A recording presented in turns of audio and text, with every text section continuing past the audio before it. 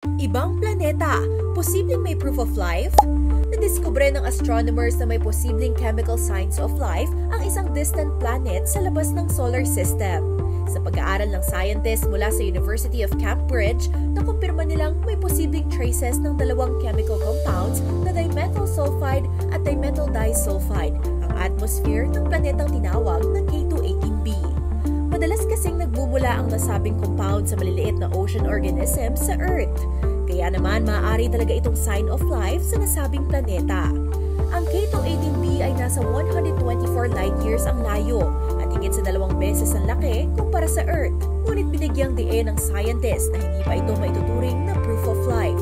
Kinakailangan pa kasi ng mas malalim na pag-aaral upang makumpirma kung saan nga ba talaga nanggaling ang nadiskubreng chemical compounds, lalo na't pwede ring manggaling ang mga ito mula sa non-living sources. Pero para sa scientist, ito na ang pinakamatibay na ebidensyang nakuha nila na nagpapatunay na posibleng may biological activity sa labas ng solar system.